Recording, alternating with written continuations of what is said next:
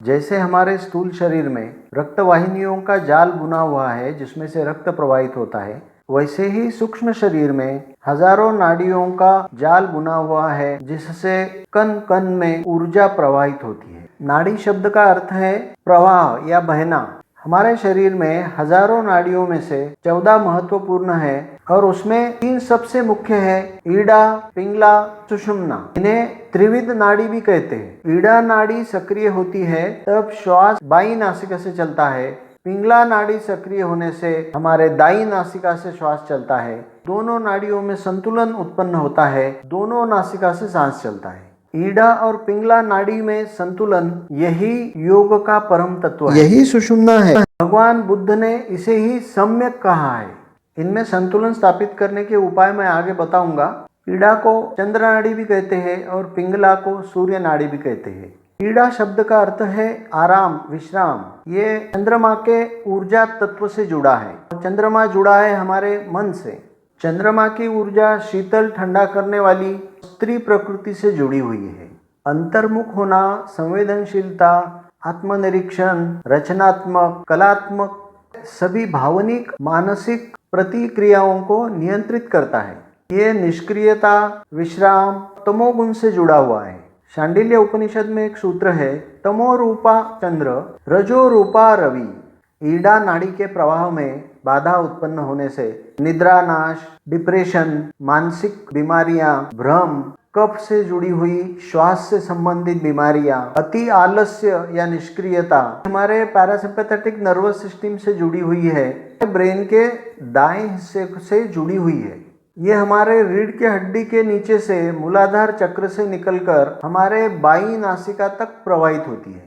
ध्यान में, साधना में बाई नासिका से सांस का चलना बहुत जरूरी है। आपने देखा होगा कई साधु सन्यासी लकड़ी का दंड रखते हैं, वो दंड के ऊपर फिर ऐसा हाथ टेकते हुए तो ध्यान में मग्न होते हैं। बगल में दबाने से नाड़ी को नियंत्रित किया जा सकता है। राइट साइड में दबाते हैं, ईड़ा नाड़ी शुरू हो जाती है। लेफ्ट साइड के बगल में दबाते हैं, राइट साइड की पिंगला नाड़ी शुरू होती है। दाईं करवट लेके सोते हैं, ईड़ा नाड़ी शुरू होती है। बाईं करवट पे सोते हैं, पिंगला नाड़ी शुरू हो जाती है। पिंगला सूर्य ऊर्जा तत्व का प्रतीक है। ईड़ा से विपरीत पुरुष प्रकृति गर्म, सक्रियता, उत्तेजक, एनालिसिस और तर्क बुद्धि से जुड़ी हुई है। सिंपैथेटिक नर्वस सिस्टम से फाइट और फ्लाइट मैकेनिज्म से जुड़ी हुई है। मस्तिष्क के बाएं हिस्से की कार्य प्रणाली से जुड़ी है। मूलाधार चक्र से निकलकर दाईं नासिका तक प्रवाहित होती है। प्रवाह में रुकावट आने से स्वभाव में चिड़चिड़ापन, आक्रामकता, औरों पर हावी होना, यौन इच्छा में वृद्धि, भूख में वृद्धि, बकासुर जाग उठता है अंदर का, हाइपर एसिडिटी या सूखापन, स्किन में, मुंह में, गले में, किडनी लीवर के कार्य में भी बाधा उत्पन्न होती है। सूर्य नाड़ी की प्रबलता विष समान है। हाइपर एक्टिविटी के कारण, विश्राम में कमी के कारण कई बीमारियों को उत्पन्न करता है। चंद्र नाड़ी की प्रबलता में ठीक से विश्राम होने के कारण आरोग्यदायी और अमृत समान है। शांडिल्य उपनिषद का एक सूत्र है, विष भागो रवि, अमृत भागो चंद्रमा।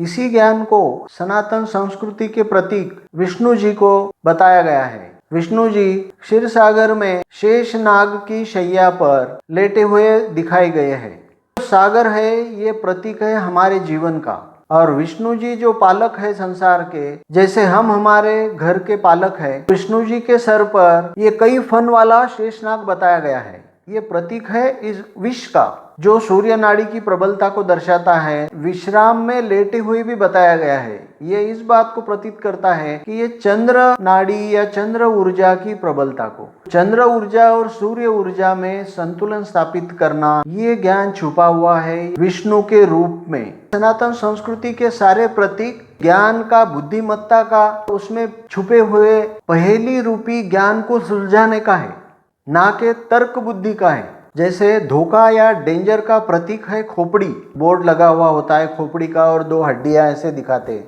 तो इसका मतलब ये नहीं कि आगे खोपड़ियों का अंबार लगा हुआ है। ऐसे ही सनातन धर्म के सारे प्रतीक ये तर्क बुद्धि का विषय नहीं है, विजडम, बुद्धिमत्ता का उस प्रतीक में छिपे ज्ञान का विषय है। डेंजर के प्रतीक में आगे धोखा, ये ज्ञान छिपा हुआ है।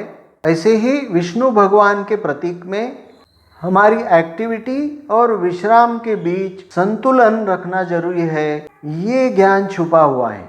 यही संतुलन हासिल करने के लिए हमें ओमकार का दीर्घ उच्चारण, भ्रामरी प्राणायाम, नाड़ी शोधन प्राणायाम ये उपयोगी है। नाड़ी शोधन प्राणायाम के लिए हमें दाहिने हाथ के पहले 2 उंगलियां अपने 2 भवों के बीच में रखना है। अंगूठे से अपनी दाई नासिका, रिंग फिंगर और लिटिल फिंगर से बाई नासिका के ऊपर रखना है। ये राइट नॉस्ट्रिल को क्लोज करना है अंगूठे से। फिर लेफ्ट नॉस्ट्रिल से सांस को अंदर भरना है। फिर लेफ्ट नॉस्ट्रिल को बंद करना है।